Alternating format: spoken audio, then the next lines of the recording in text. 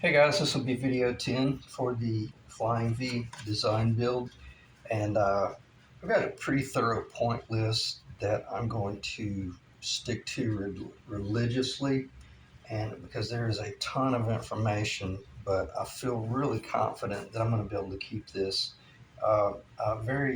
very much technical and just packed full of info that you'll need to have. But also, I just really don't see it being boring at all.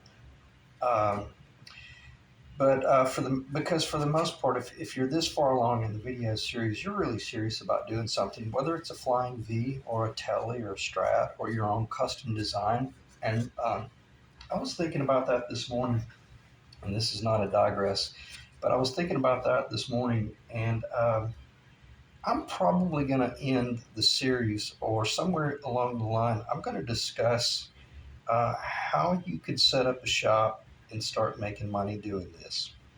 Uh, doesn't matter where you are. I'm 3 hours south of Nashville.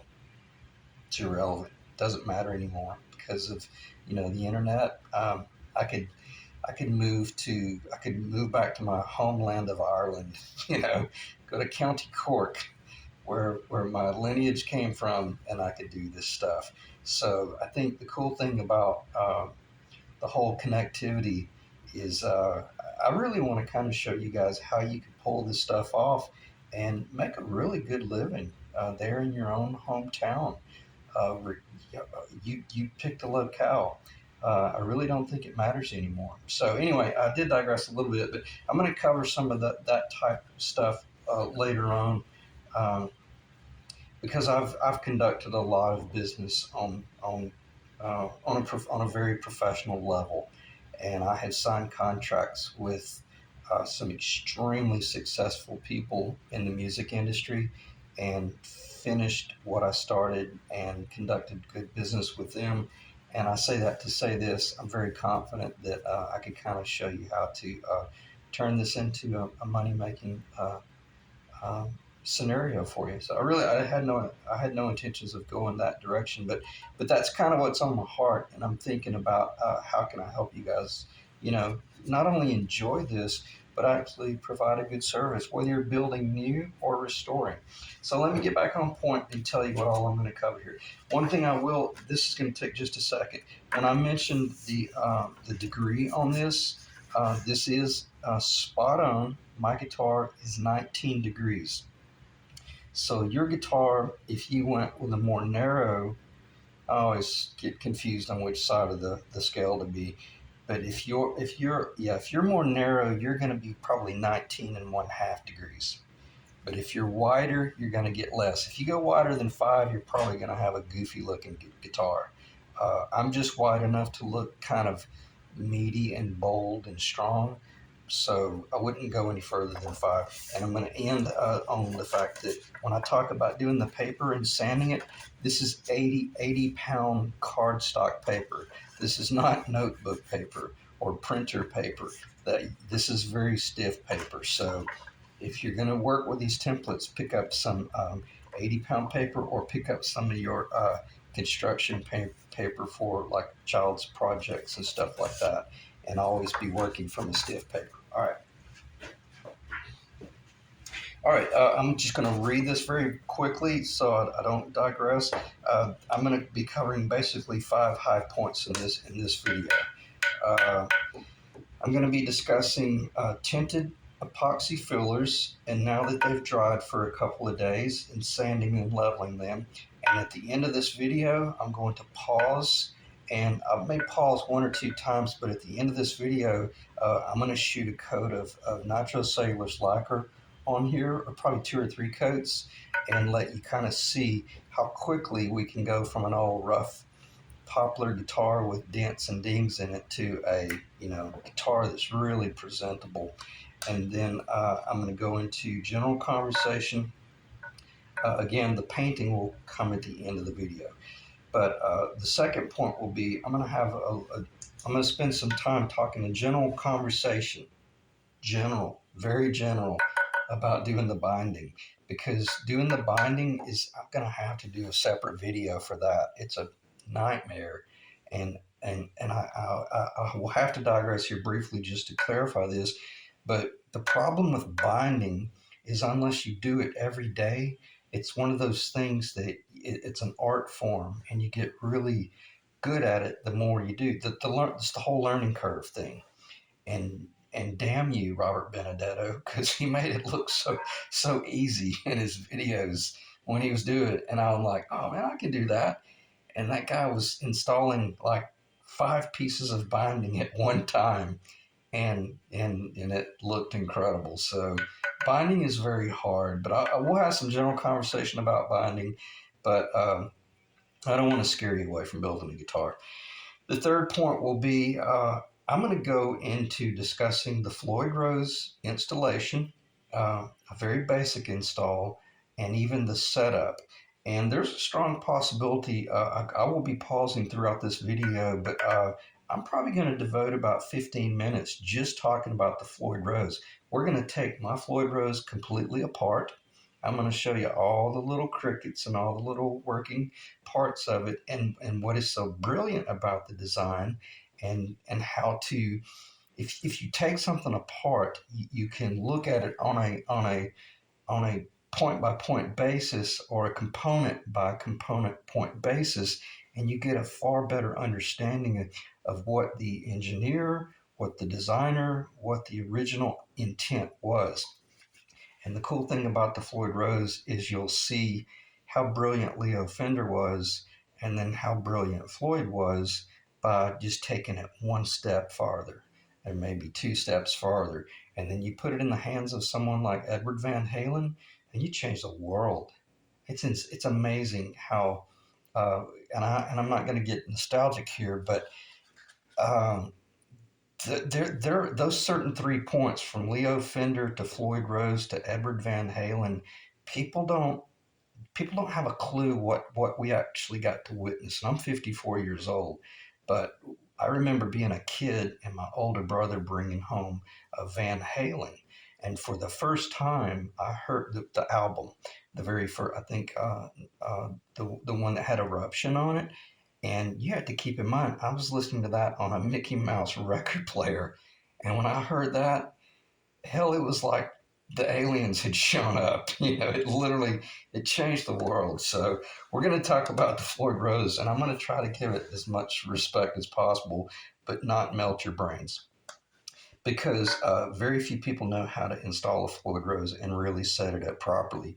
Because if you set a Floyd Rose up properly, man, you can go the whole route of a James Wilsey type.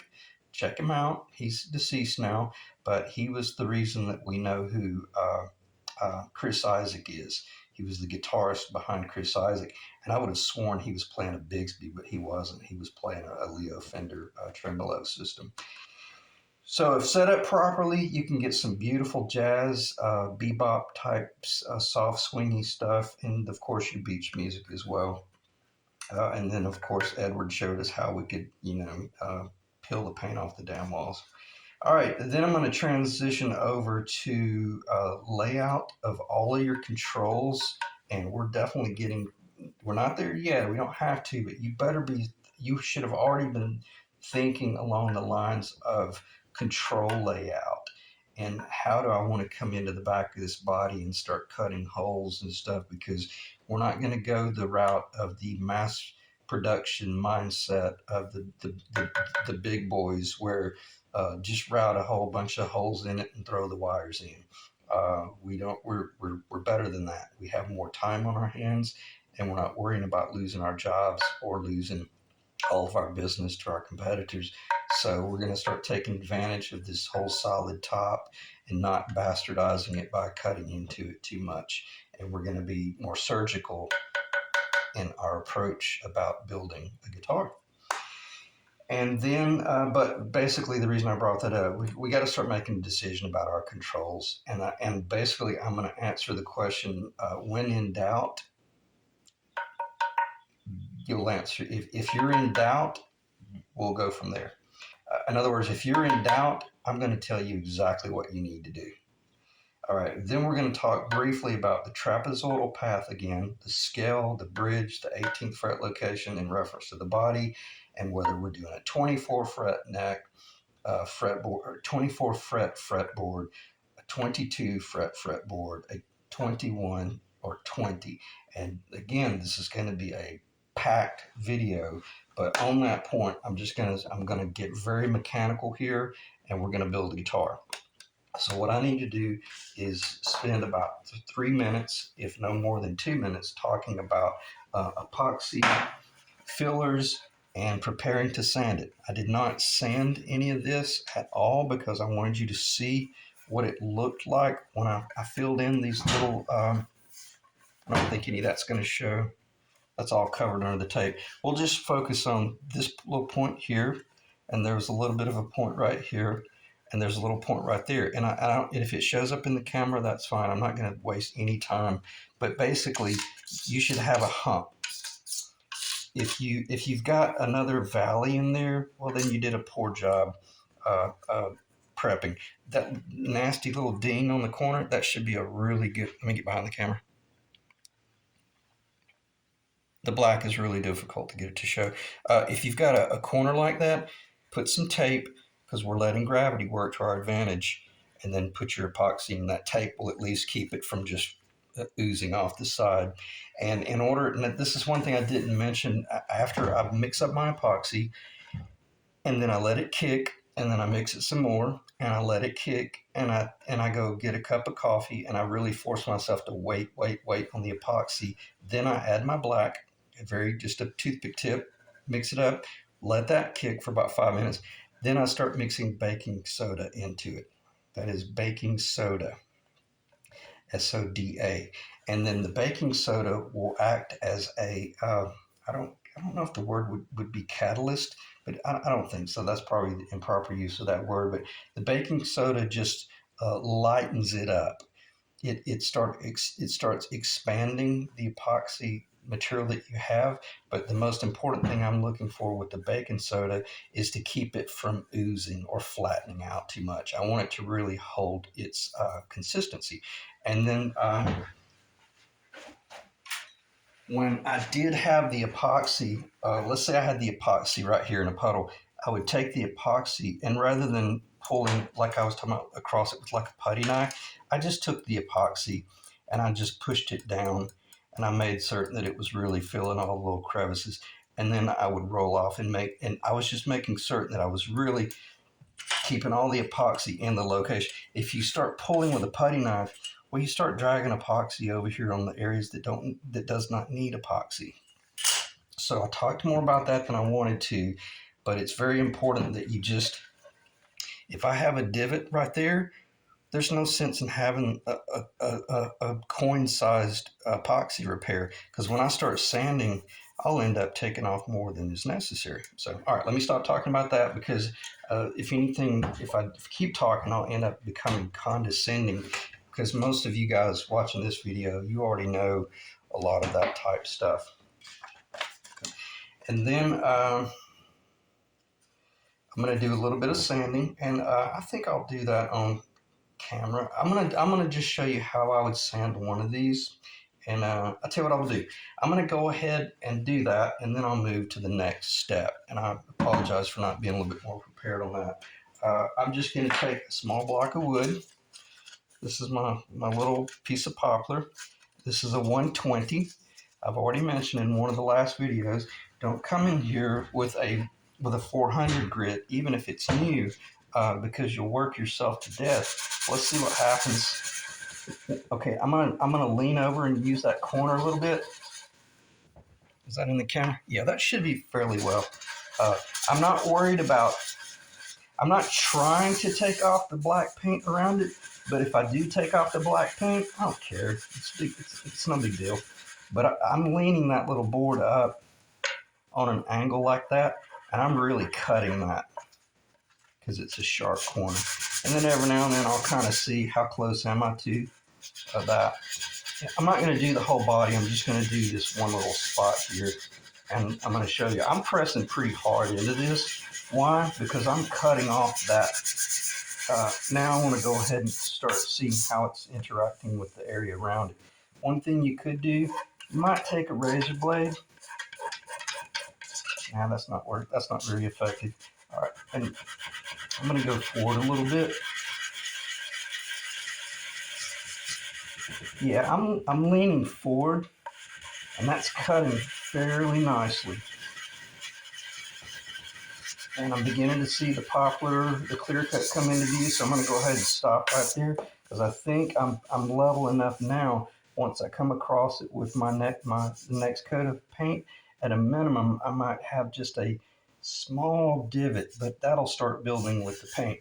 So what I'm going to do, I'm going to pause the camera and I'm going to go ahead and finish this body because it'll probably take me about 10 minutes to sand all these little spots, and then I'm going to come back and we're going to start checking off the list. Okay guys, I'm going to fire the video up just briefly to keep it from not being paused so long, and also I had an idea about how to keep this particular video under control. What I'm going to do is after I get this initial sand work accomplished, I'm going to pause the video and I'm going to go shoot a coat, or probably 2 coats of the black nitro on the back.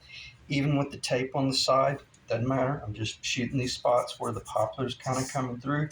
And then that way, by the time the video ends, I might pause every now and then and shoot a coat of lacquer. And that way, by the time the video ends, I will have covered the Floyd Rose and all that other stuff. And we won't have to try to do all the paint work at the end of the video.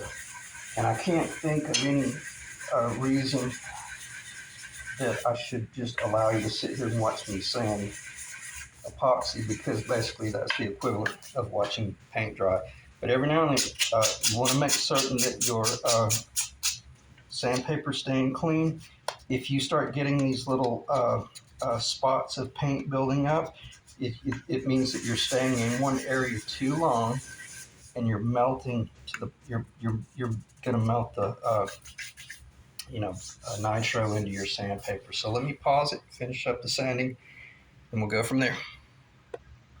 Okay guys, I'm going to fire up the video just to make certain that it doesn't stay on pause for too long, because I have a concern that it may have a timer that it would force it to shut down, after a few minutes of being paused.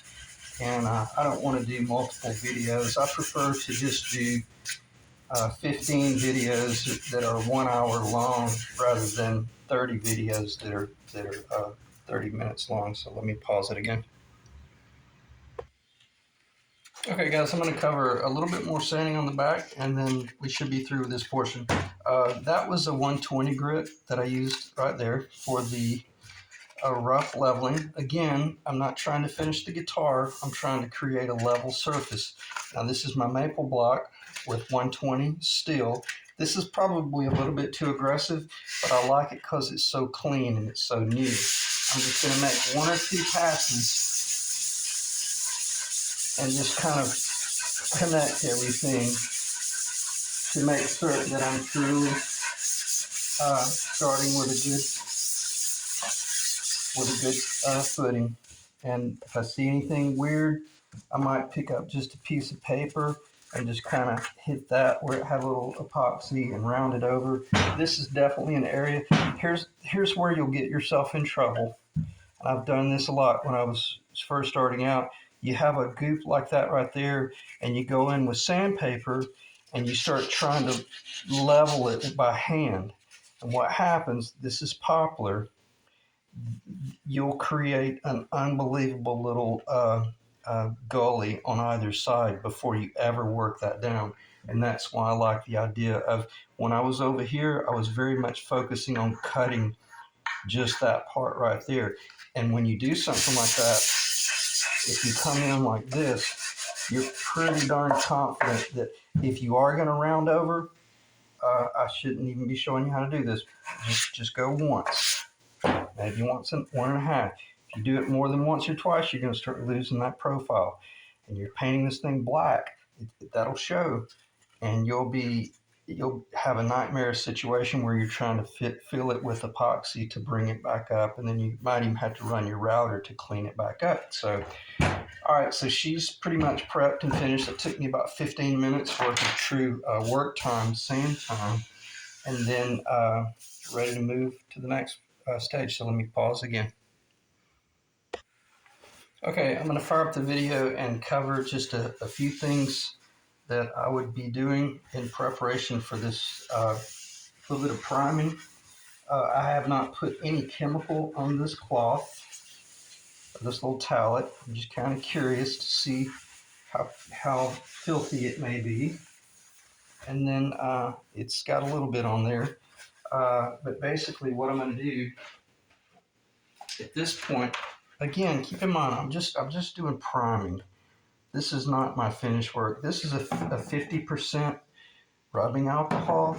Seems to work fine. And the thing I like about the rubbing alcohol, it doesn't dilute the nitro lacquer. If you use a 91% alcohol, it'll start taking the paint off ever so slightly. Now that's just filth and dust building up. You could use a tack cloth if you wanted at this point, but I'm not too concerned. I don't think tack cloths would get down into any bit of the pores as effectively as just a little cheap paper towelette with a little bit of 50% rubbing alcohol. And she's ready to shoot. And what am I going to shoot it with? I have my lacquer, and I forgot to mention I like to warm the lacquer a little bit. Obviously, you can see it's not hot.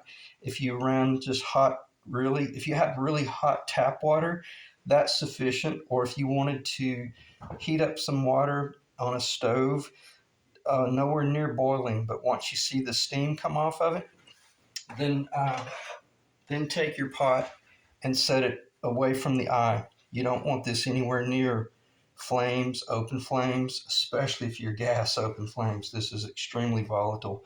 So once you got your pot hot, it's hot, but that's not uncomfortable. You let that set for about 5 minutes. I let mine set for about 10 or 15 minutes. Because even though we're doing priming, we are moving into a finished state, and we need to start working as though we're in a finished state. Here's our little Preval sprayer. We don't shake, we don't tilt, because if you tilt, it's going to run out. This is going to be based on vacuum. I'm just going to hit the trigger. It's not going to spray, but if it does, well, I'll go ahead and show one. You see, it's got a beautiful mist. I mean, that's a really fine mist. And you can see the consistency I have here. I mixed up some more. I don't know if you can see that from behind, but it's that whole 3 to 5 second pattern. I'm not going to spray this here because it'd make a mess of my table. So I'm going to go shoot oh man, where is it? Here we go. Your little plant hanger. Typically, I drill a hole. Very important, because keep in mind that's going to be an area that's going to get routed out. So let's take advantage of that, and let's not go in just 1 or 2 threads. Take this all the way in, because the last thing you want is for that to fall, to rip out and fall. You'll do major damage. So I'm going to go shoot a couple of coats of nitro, and then come back and we'll start talking about the Floyd Rose. Okay, I'm going to fire the video up just long enough to show you kind of what you could expect to see on your first coat. You have to be very disciplined and not try to start painting the body to finished. All we're doing is covering up the discolored areas.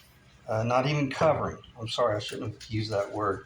I'll go ahead and hit this, although I would never be spraying on my work table. But basically, that's about all you want to do right there. Just enough to kind of get some material on it. And now we're going to go let it hang, and within 10 minutes I'll be able to shoot another coat, and then 10 minutes after that I'll be able to shoot another coat. 10 minutes after that, 15 minutes after that, I might hit it with some 400 grit, just a real fine pass, and then shoot it with a fairly wet coat of lacquer.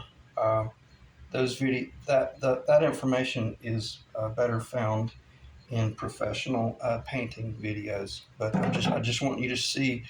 Don't go over there and try to start painting the guitar. You'll end up creating a mess. So let me pause and go hang this up. I'll be right back. Okay, I'm going to cover something here that might come off as a little bit boring, but this is critically important. Before I hung it up, I shot one more thin coat in those areas, and then rather than just sitting this on the counter and letting it possibly dry, I want to get rid of all of this lacquer buildup. Is that in the camera? That's on that nozzle. So what I'm going to do, I've got my little canister over here. This is like your miniature like olives. Olive jars are perfect because they have a seal, and we'll just go from here. This is lacquer thinner. This is our mix. I have not taken this out yet. Pull that out, let it drip. If you start banging these against the corner, these little things will typically fall out. So just be prepared.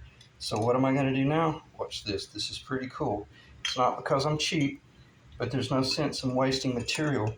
I'm just going to stick this down in that lacquer thinner and shake it a little bit, just enough to kind of get it wet in there.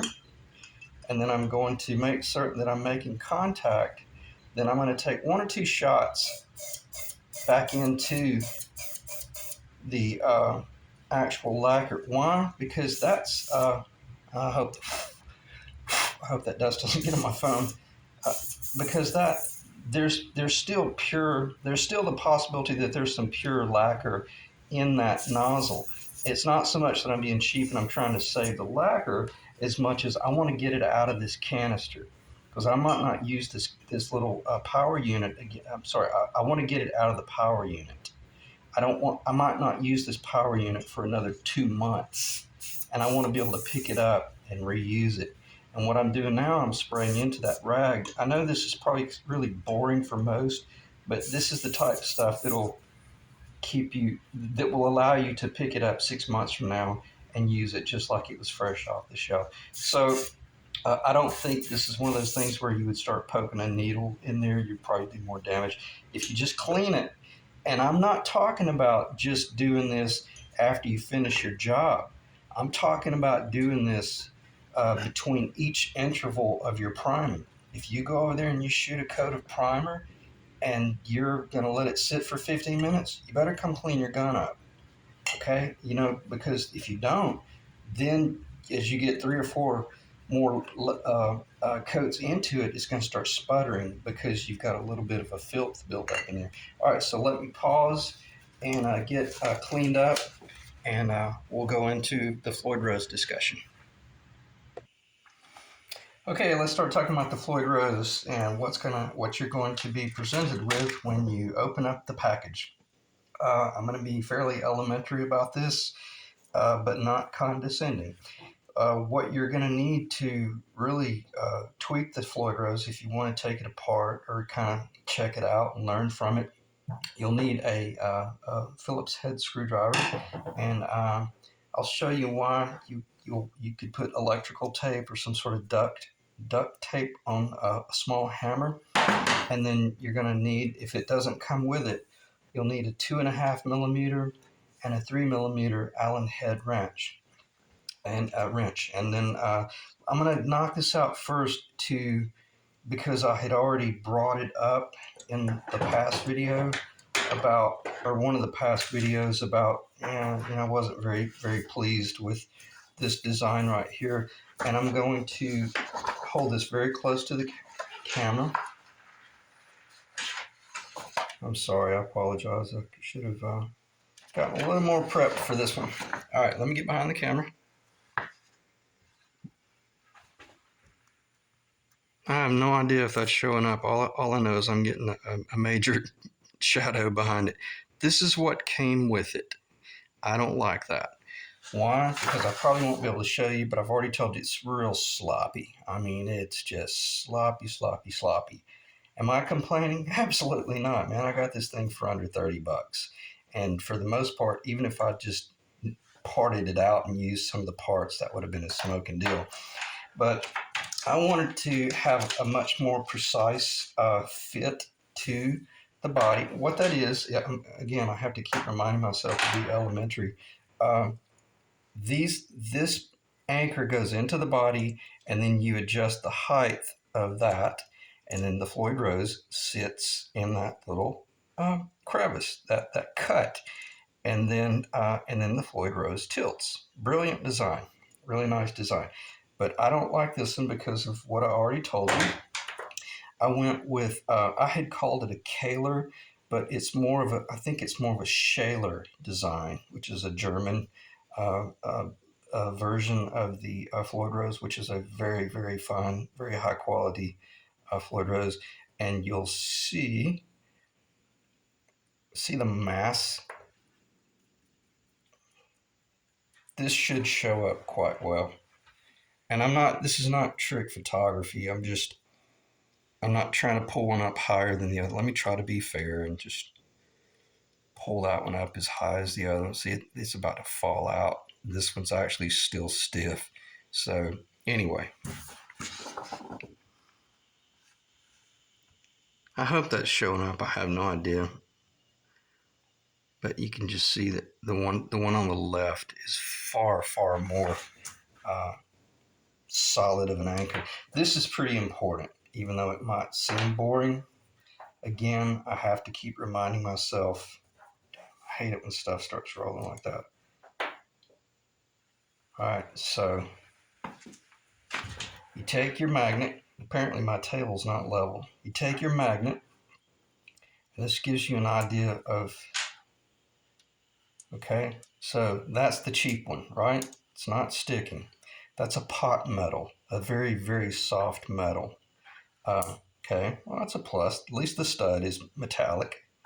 And then check that out. That's the new. That's the new anchor. It's a more solid metallic material, and of course the stud is metallic as well. And I hope you can see that. I'm going to show it one more time. Very precise, very precise threads. I have no idea what the count is, but it's also good because when you're adjusting the height down to really critical points, the more refined the thread, the better. I'm probably going to be running mine because the top of this anchor will be flush with the body. I probably will be running mine about right there. And even though there is just a little bit of movement, it's not nearly as bad as what's in that one right there. Much more precise. And also, when I look down at that, I know, oh yeah, that's got the Shaler, or that's got the actual Floyd Rose. I think the Shaler and the Floyd Rose are identical, probably even in the materials used. All right, so let's stop talking about that stuff. And I'm just going to get it out of the way, out of sight, out of mind. The Floyd Rose, very briefly, these typically just screw out. Um, the old ones just slid in and just because of compression from the little sleeve in there. But these you can actually tighten that up so that the arm doesn't swing. The more loose the arm is, the more sloppy it is. But here's the love hate relationship with the Floyd Rose. If you get it to where it's real nice and effective, and there's no what's the word latency, I believe, when there's very positive contact, either positive or negative, then they don't fall and they don't look cool like Eddie Van Halen. And you're trying to get it to, and you're like, oh, I don't look cool. No, well, then if you loosen up to the point where you're cool, now you get slop. And it's, to me, it's absurd that has not been addressed. I know the answer. It's simple. I don't understand why they keep doing that same design. And I'll stop. All right, so what have you got? How do you take this apart? You take your 3mm and you hold a little pressure there. Take that out, and you see how it's falling apart. So this is the whole makeup. Very nice. Even though this is a knockoff, this is very nice. Very nice brand. See that little sleeve? And then well, I'm going to put this together so it doesn't get lost. So there's your arm unit. Let's put this together so it doesn't get lost. And now let's figure out how, in other words, when we opened up the box and we pulled this Floyd Rose copy out, it had this base mounted on the bottom of it. And if we're going to start doing design layout, we got to get this base off. That's where I'm going with this. And what we're going to do is reveal these through these three small Allen head screws, and we're going to remove them. So what you want to do, take all of your fine tuners off. Let me see if I can do this real quickly. Just get them off, get them out of the way, out of sight, out of mind if you want. If you've got a nice work table and you feel like you're pretty good about not losing stuff, then so be it. That one's already fallen out. All right, and what you're about to see here, I'm sorry, I should be doing this left-handed. I'm not really ambidextrous, but I'm pretty darn close to it.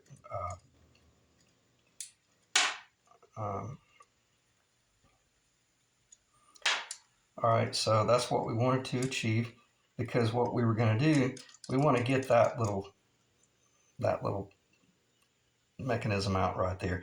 I'm not going to go into talking about how this all works, because just if you're serious, buy one of these, and if you're mechanically inclined at all, you'll get it.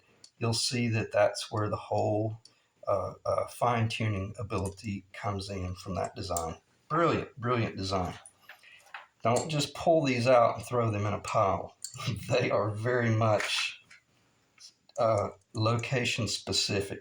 I'm loosening each one of these. Tell you what I'm going to do. I'm going to do just one at a time so I don't create a problem.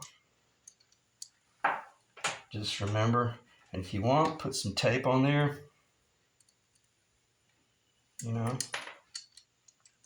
Okay, that one I may have, because it's so far back, I'm going to go ahead and pull this all the way out. I don't think, yeah, I can get it out. And I know this is elementary to a lot of you guys, but hey, you know, if that's the case, go get a cup of coffee. Come back in about 10 minutes, because there's one person out there in the world that has never seen this before. Or either they're looking at something in front of them and they're thinking, you know, I don't really want a chance doing that. I might screw it up. I might F it up. No, it's not. These things are very, very basic. There's nothing really major about them once you understand the fact that they are location specific. And as long as you're respectful of that and you're organized, then so be it. But if you did get a phone call right now and you had to stop, just push this to the side and make certain that nobody messes with it, or maybe go ahead and label them. All right, so I say leave these in for right now, because all we needed is just the base, right? And what we're going to find, as you can already tell, is that was right there. It's like, well, that's easy enough. Then just grab it up and bolt it back on. You sure about that? And I'm being kind of funny here. It has an orientation.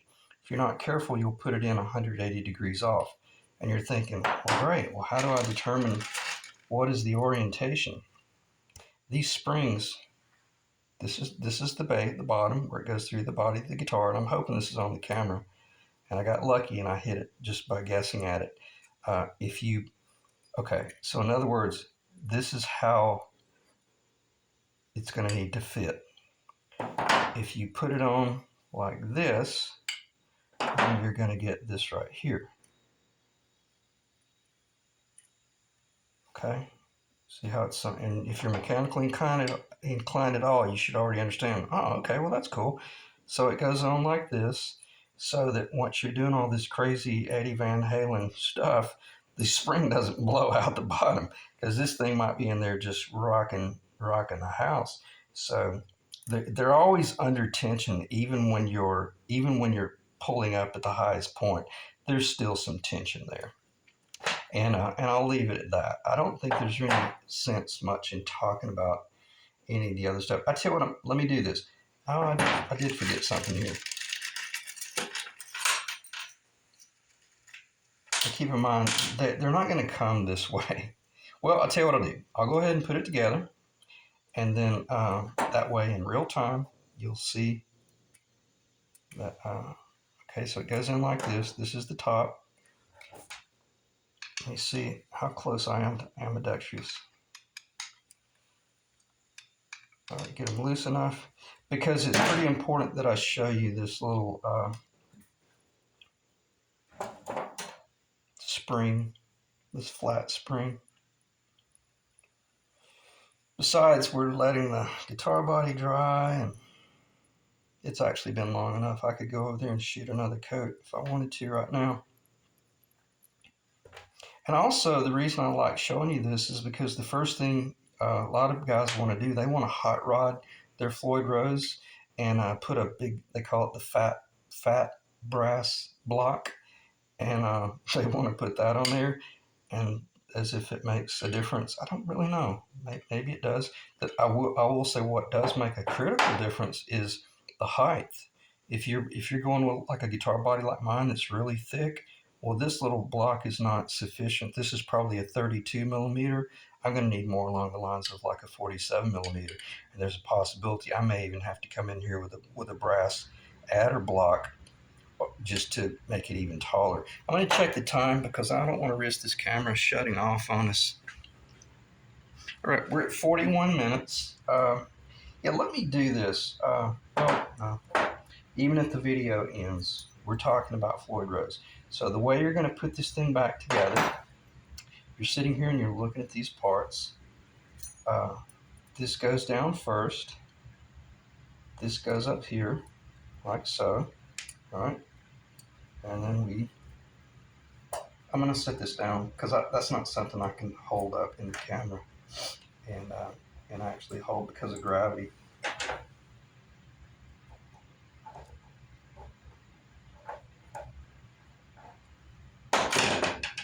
And then basically what you're doing is just putting it back together. I'll show you a trick that I learned from myself. I'm sure everybody's done it before. When I was building engines, it's very critical that you didn't take a little bolt like I'm hoping these are magnetic. Yeah, that's magnetic. That if your screwdriver is non-magnetic, you get something like that around an engine, around a carburetor. Dropping that in an engine is not an option. So there's a little trick, and that'll guarantee that you don't drop it.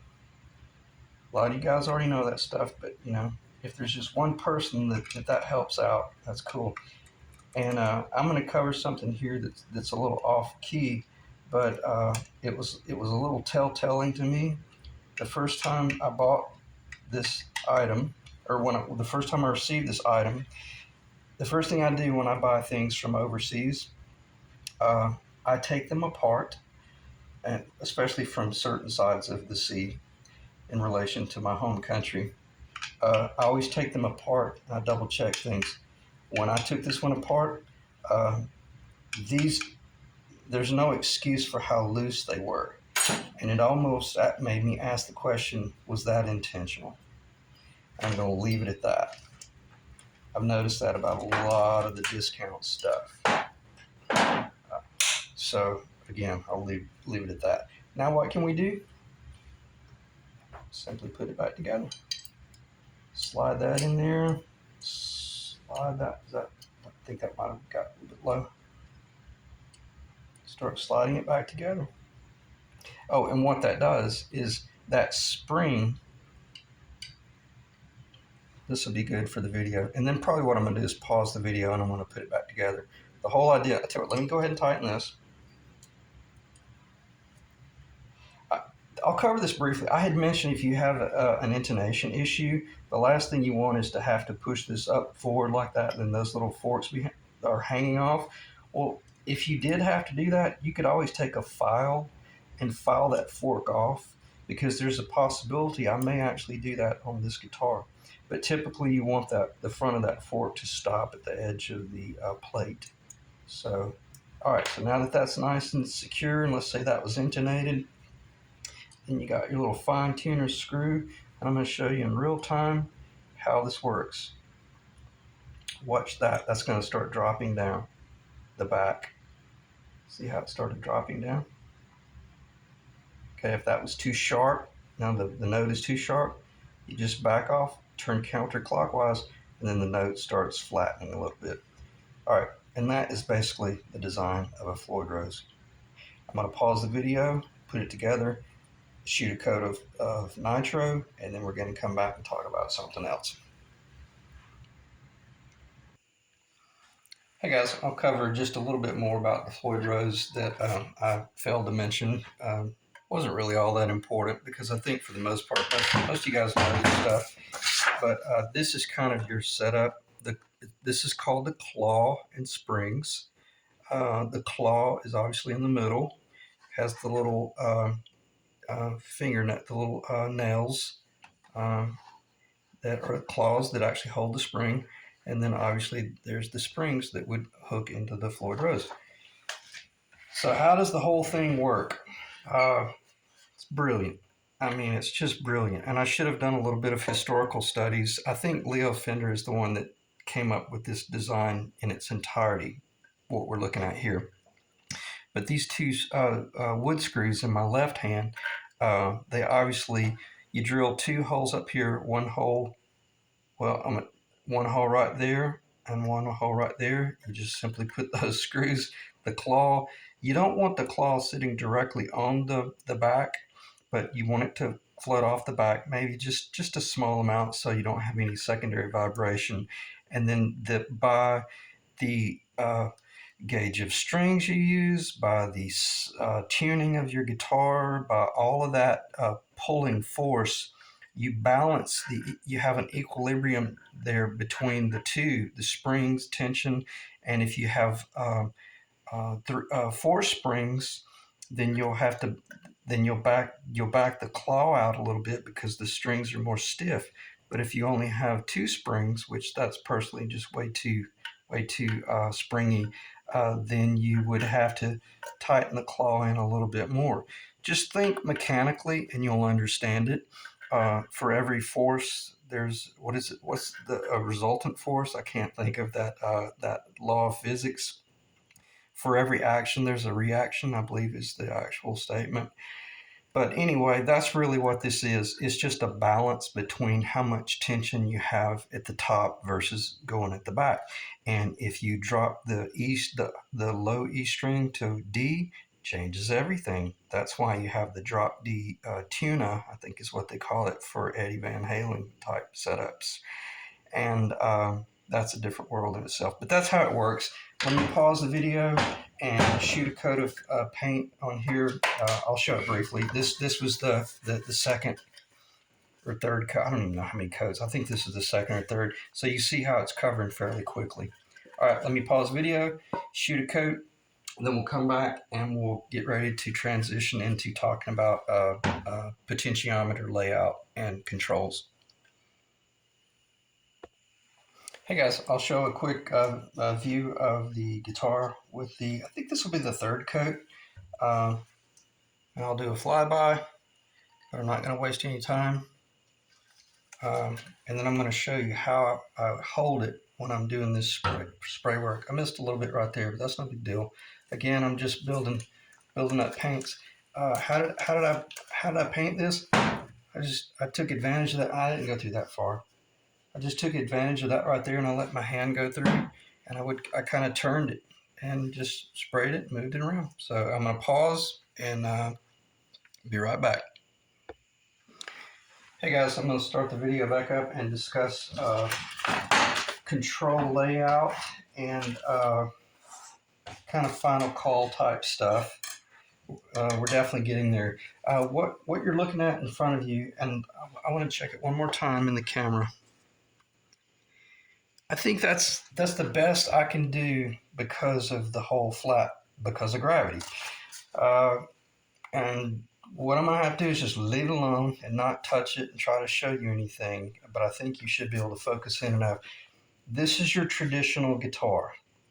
This is not my guitar, and this is not the guitar that I have presented you so far. The outside lines are what you see. These outside lines, that is the guitar that you would be building if you follow my plans. Even these lines right here, I moved them out to about 5 inches. So where we're going with this, this would be the traditional bridge location. It's connecting the body roughly at the 19th or the 20th fret. It doesn't really connect at the body at a certain location. It just the fretboard ends at a certain location in relationship to the crotch, and it just so happens that it hits around the 19th to the 20th fret. In other words, it's an incredibly long body, and then in addition to the body being inches longer than standard, I'm talking 3 or 4 inches, maybe 5 inches longer than the Fender product.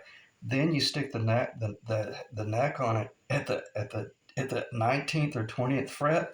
This thing just ends up being enormous.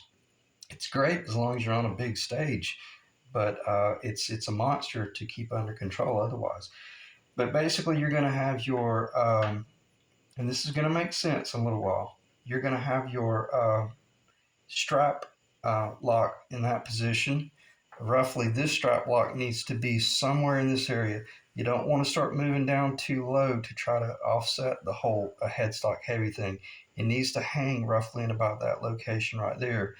And then since if you were going to do a neck pickup and a bridge pickup, you got to have a bridge. Obviously, you make your own decision. But this is just a rough location as to where I think this would be. This would be the neck volume, the bridge volume, and then the tone, which is a great design. I'm not knocking this at all. I love it. I love the functionality and the simplicity. And then the three-way selector is right there. Then your output control is right there. My guitar is this. My guitar is about right here. So that shifts that down roughly 3/4. And then I'm going to look at this from the side. 18. Yeah, I've got that marked. That's the 18. Okay, so you see the transition. I'll be able to move this down a little bit. And now I'll probably I'll proceed with extreme caution because even though I'm personal, I very am almost 100% certain I'm going to sell this guitar, and actually probably fairly soon. I'm going to list it on eBay, and we're going to see what happens. But I want to try to maintain as historical, as accurate as possible. And even though if I only do one pickup, I'm still going to have three positions here. And a lot of you guys may not know what's under those covers. That's what's under those covers. Those are called potentiometers. Do your research. These are 525 CTS. These are pretty hot. Those are great potentiometers. But this is probably I'll be complimenting traditional, yet I will be deviating a little bit. And the fact that my body is solid, I don't like the idea of the output jack right there. Why? Because when they designed this guitar, we didn't have wireless um, uh, strap packs. I can't think what the hell they're called. The guitar sending units for playing on stage where you're going wireless. So if that's the case, because see, they were planning on gravity, the cord hanging away from the guitar player. That's why they put the jack down there, and also because they were routing this huge channel, they knew that it was pretty easy to just drill another hole over here to pick up the output jack. It's not 1950 anymore. On my hollow body Flying V, I had the outlet right here, and the power source came over to the output jack right there. Why? And I hope the video doesn't cut off because I know it's getting kind of long, but this is the type guitar chord that I play on this is the guitar end, and then this goes into my pedal board or straight into the amp. I always run mine under the strap, through the strap, so that it interlocks. That way it couldn't get pulled loose. But then I would connect in like this and look at the beauty and the simplicity of that location. I mean, it's just clean, clean, clean. I can sit down in a chair and play this guitar with it in my, straddled between my right leg, and that doesn't interfere at all. It's a very efficient design. We can't do that because we are a solid body, but nonetheless, because we're going to bore this cavity and we're going to have this cavity in the back, not necessarily that big. We're probably going to deviate from that. But I like the idea of, hey, let's put the output jack right here, because if we're a player of a guitar like this, man, odds are we're going to be using a strap. Or maybe let's consider something like this. And I'm kind of designing this along with you guys. There's a strong possibility I'm going to put my output jack right there, and then I'll run the cord like that, and I'll still be able to sit down with it and play it without any sort of work. But keep in mind, this is between the strap button and the strap, so it can't get unplugged. But then this is acting like a tail and coming way away from the guitar. You might not like that, but keep in mind, even if you didn't put this behind your strap, you could still run it down like this. And the further you go down, I'm just trying to keep from getting into this top. I don't want to lose any of my pretty, you know. I don't want to lose any of the pretty Delmar drum wrap. And so kind of keep that in mind. The sky's the limit. I'm probably going to go fairly high. Well, I don't know. I'll determine that because, again, I like using the 90 at the guitar. And if I change over to my Penguin, I'm going to be running that 90 into my Penguin. And I don't want to have the straight in. If I was using this guitar, yeah, this is pretty important. If I was using this guitar and I had it straight in, and then I unplugged this guitar and hung it, and then picked up my Penguin, well, now I'm plugging into my other guitar differently. So I guess what I'm saying, design this for your playing style, or this goes back to what I mentioned. If you deviate from 1950s design, you better know why you did it. Well, see, because we're not 1950 anymore. We have the wireless, we have this, blah blah blah blah blah blah. Or either I have a Penguin that I have to play a certain way, and have your reasoning, and be ready to defend your reasoning. Or either if you sold that guitar, you can say, yeah, man, I moved the jack because if you're playing a Les Paul or you're playing a Taylor, you're playing Les, and you change guitars, this is why. And the guy might look at that and go, dude, that's the coolest thing I've ever seen. Why hasn't anyone done that yet? So if you know why you're deviating from a certain thing, see, I was able to go in straight right there, very efficient. Can't do that on this guitar, but I can definitely do that. So all I'm saying, if you deviate, know why you're deviating, and be ready to defend your position. All right, I'm probably going to pause briefly. Let me think if I should pause or just finish this up. I basically just want to let you know it's your guitar. I tell you what, let me finish on this. Uh, if you're in doubt about anything, that's your answer. That means that you don't know what it is you want. So you better go back up here. Okay? You better go back up here. Because since you're in doubt, you're probably going to screw something up. And you better leave that right there because odds are we're going to unload this guitar pretty soon. We're going to move that back up there. And I'm not going to recommend routing the top and going with a traditional cover, because if that's what you want, then just go buy an Epiphone. Or keep in mind, when you are selling this guitar, if they're looking at your guitar, this is your first guitar you've ever built, versus they can just buy an Epiphone. I'm going to buy the Epiphone because I know it's a stellar guitar. But if you deviate it a little bit and it looks good, and you were able to defend that deviation and explain, hey, I held on to what's traditional just enough for it to look like a flying V, but not so much so that the headstock started diving off the stage. So I'm going to pause the video right there, other than make statements like, the reason we're having to do this layout now, the body's over there in the paint booth hanging, but we can still scratch it up. We might want to come in and do some real long drilling with a bit here, or, and I'm so glad I thought of this, even though I may only go with a bridge pickup, I may go ahead and pre-drill a hole right down the center of the body and let my client know that when they look down in this bridge location pickup cavity and they see that little hole right there, and there's this little mystery hole, they'll know that that is if they wanted to come in with a humbucker, even if it's low, or if they want to come in with a single coil, like the Seymour Duncan Duck Bucker, or a little 59 for the neck, which is a very, very incredible pickup. Uh, I will have already put their channel in there for them. Why? Because I drilled that channel in there, and when I did all my machine work, and I put my neck in, even if you come in and do your routing, my neck tenon would stop above because I don't want it to show. Even when you do your routing, you're going to expose that channel that you can now feed your wire through. Why? Because I know what I'm doing. And I think of those things for the next guy. All right, I'm going to pause the video, and if there's anything else I need to talk about, I will, in relation to this, I will.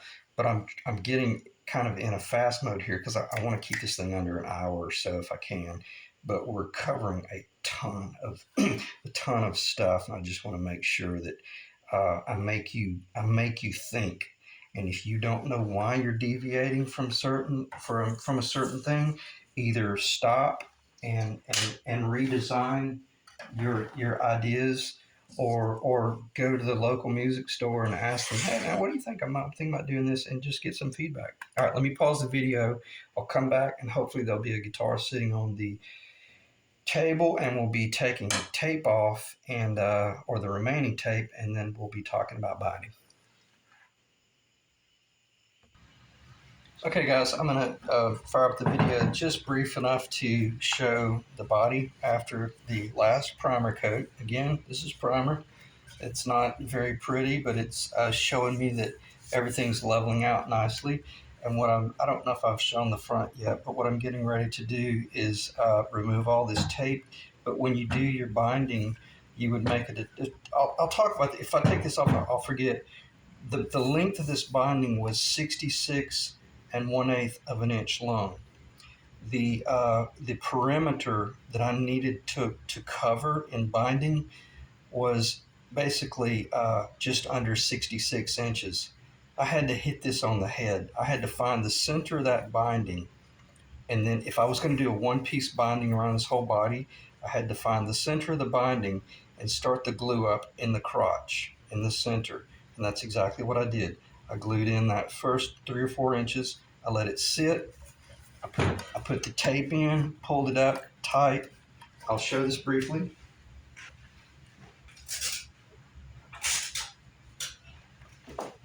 Again, I may cover this some later on, but what you would do is you would put your binding in there, and you're holding it, and you're kind of letting it sit. And then you're going to reach down with a little bit of tape, and I'll get my arm out of the way in a minute. And you're going to tape it on the body, and then you're going to pull. Well, shit, always do that.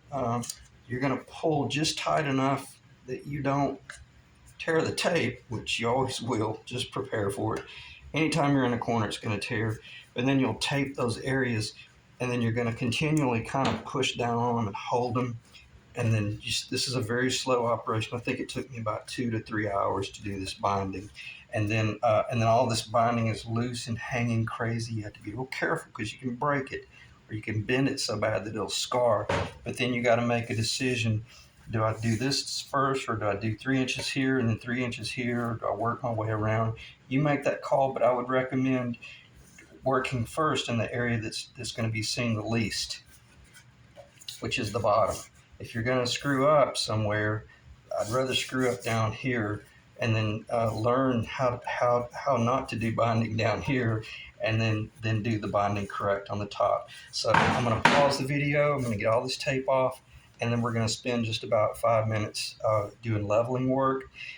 And I'm going to clean it up a little bit, and then we're going to just have some general conversation, because I think in hindsight, this video is probably going to be pretty much mind-numbing based on all the stuff that we covered. So let me pause the video and get this tape off, and I'll make certain that we have covered our point list. That'll give you an idea of how it comes off.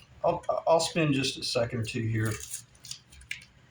This is just, a monkey could do this. Is that in the camera? Yeah, that should be in the camera. But basically, you're just easing off. Oh man, I'm glad I did that, because before I did my binding, this is critical, and I would have missed this. I put tape on the front, and I took it right up to the very edge of the Delmar. I did not want this glue getting up on the Delmar at all and eating into that finish. That would have been a nightmare. So make sure that you tape that off, and if you're not any good, tape off the whole top. I know I'm pretty good about not letting glue get that far beyond it. So that was my safety tape right there to protect my finish. I didn't care about the black because I got a long ways to go with the black. So let me pause the video, and I'll try to pause it in a cool spot in case you want to take a pause. Hey guys, I know we're over an hour, but I had something that came to me that I thought would be a good idea to discuss while I'm taking some of this tape off. I bought this Delmar drum wrap off of eBay from a guy out in California. And when I looked at his sale history, I think he might have been telling the truth, because he was selling a bunch of items that were from an estate sale that were extremely old. The stuff was probably from the 60s, and maybe some into the 50s, but he claimed that this drum wrap, in other words, all of his other items were very much antique, and he was probably an estate seller type guy. And he claimed that this drum wrap was from the 50s or from the 60s at the earliest. And I'm beginning to believe him, because this drum wrap is not in the most perfect condition, which to me is extremely cool, because I love the whole vintage thing anyway. And where I'm going with this is, you can let a little bit of this surface get damaged just a little, and you can come across it with some lacquer thinner, and you could do a little bit of cleaning and wiping, but you've only got one or two shots at cleaning it up. If you're not careful, you'll lose it. You keep wiping it, keep sanding, keep scraping, you'll lose it. And I'm at a point to where I've got probably like one pass to clean this binding up in relation to this Delmar drum wrap, or I run the risk of losing it. So I'm going to pause the video again, get the rest of this stuff off. But I think because the video is getting so long, I'm not going to have time to do any of that. I don't want to risk the video cutting off. So let me pause one more time, get this thing clean, and then I'll finish up the video, hopefully on a more lighter note. Hey guys, I'll try to finish out the video here, because I know we're well over an hour. And it's not that I'm panicking or anything. It's just I don't want to waste a lot of time for you guys. And anything I do talk about, I want it to be as effective as possible, but also with respect to timing, because just because of nothing.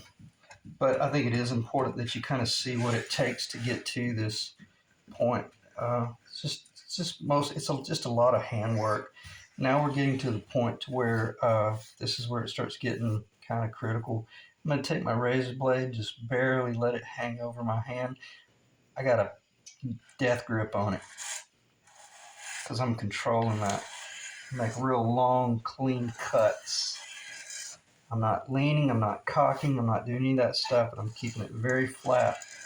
It's very likely that I'm going to take my router and do a 1/16 inch radius round over to really finish this thing out. And I'm not going to sit here for another 45 minutes and try to finish this guitar in front of the camera, because odds are I'd probably screw something up. But what I was mentioning is, if you let that, I'm going to intentionally do it. If you let that kiss the top just a little bit, it's not that big of a deal. But you better be ready to lacquer the whole top. If your objective was to try to do this guitar without touching the top, you better have it taped off to where nothing can get to it, because I've got a little bit of smudge of glue right there, which will clean up. But I guess I say that to say this. Very unlikely that you'll be able to get to the finish line without having to clear coat the whole guitar. So I'm going to stop right there and just let's look at it in its rough state and do a flyby. We'll do a bank.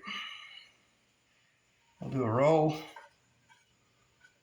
She's rough. It's dirty, looking real nasty, where all the black goop got on my finger, and a bit of tape still there, but it served its purpose. Looks good. But this is kind of what you can expect to see as the guitar's coming together. It's not pretty until it's pretty much finished. But one thing I will say for certain, it sure is really, really cool to get to this point and start to seeing it materialize. When you start to realize, oh man, yeah, that's the guitar that I had always wanted to build, and that's the first time I've ever seen it. I've been wanting to build this particular design for a very long time, meaning with the red, the crimson sparkle, and the black Floyd. And if I can, I hope the camera doesn't cut off because I know it's getting way up in there.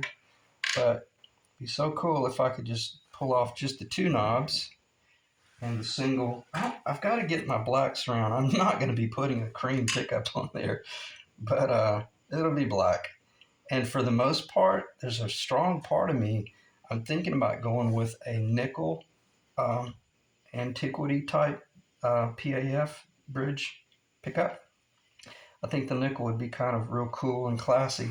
And then my Shaler strap locks, I've already ordered them. They are nickel. There's no sense in them being black.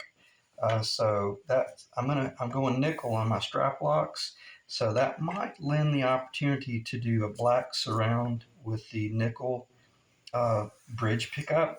That'd be a really, really classy looking guitar. So anyway, and it's cool. I'm going to try to end the video here as soon as possible. But the other night I got thinking, and this will show you how out of touch I am with society. I really don't socialize much, but I went online the other night and I typed in Gibson Sparkle Top. I wasn't expecting to see anything because why? This is a Gretsch thing. This is very much Gretsch already had the whole industry by the you know what since the 50s with the whole sparkle top. And sure enough, I tripped up on a Gibson Flying V. They call it some sort of custom V. It's got my crimson sparkle and it has the mother of pearl block inlays. And I'm thinking, those sons of, who do they think they are? So anyway, it's kind of funny. I thought that, well, maybe great minds think alike, but I didn't get my ideas from Gibson. This was a plan I always wanted to build for a very long time. I don't think the lighting is very good over here, but this is a guitar that I wanted to build for a very long time. And just let you know that, that I was on the right track. I think it's a really sexy guitar. Real simple, real clean. Just imagine, your sweet little, once if you did a neck pickup, basically would have the toggle switch roughly right there. All right, I'm going to check the time, but I know we're well over an hour, and I'm going to shut it down. Thanks, guys. Hey guys, this is funny. I thought I had ended the video and I realized that I had hit the pause button again. So I took the opportunity to just mock it up a little bit. And I'm kind of doing this, sit this in the camera, I'm kind of doing this primarily for my own because I want to see what it looks like in action as far as this setup, the controls and the layout and everything. Because I got to tell you right now, I'm really getting motivated to just go ahead and doing the single coil or the single platform neck pickup, because that'll give me the opportunity to go ahead and keep it traditional looking with the three knobs, and then it will give me the reason to go ahead and have the selector switch. So I think that's going to be a wise move. And then there's a possibility that the neck pickup, um, I could go. I'm not. I don't want to start. I'll digress. But if I went with a open PAF black, just a solid black, no zebra, none of the zebra stuff, nothing white. Even though I'm from Alabama, this is not a Crimson Tide guitar. I'm not going to go with a white pickup or a cream pickup or even a zebra. If I'm going to go with an open pickup, it's going to be black. And if I do that, that lends me the opportunity to go with uh, uh, a neck pickup that is also black. And I'm beginning to see a pretty cool looking guitar that's very functional and, quite frankly, probably very valuable, within reason. So, but if you just built it with just the one pickup and the two controls, it might be a little odd. You could always have the spare control just there that's a dummy, and that could be a dummy as well. And then if somebody wanted to route that later on, they could. Why? Because I put that channel in there. We've already covered that. But from the standpoint of you being the builder, you need to be thinking along those lines of what the second what the next owner might be interested in being able to do. And the more that you can do, even if it's not exposed, the more valuable your project's going to be. So I am going to end the video there. And again, thanks so much for staying in the room. This was an incredibly long video, but I think it was pretty informative and hopefully wasn't a waste of your time. If you will, please give me a thumbs up. And also, please comment if you get a chance. I'm kind of curious to see how many people are truly watching this series because if you want to know the truth, if there's not anybody really watching it, I got a lot of other things I could be doing. I'm not being a smartass. I'm just saying I want to make certain that if this is effective, even if it's just for one person, then that's cool. But if not, then I'll put this stuff on the back burner and I'll finish my 6120 project, my 59 project, and all my other stuff. So anyway, if you will, please comment and let me know. Thanks, guys.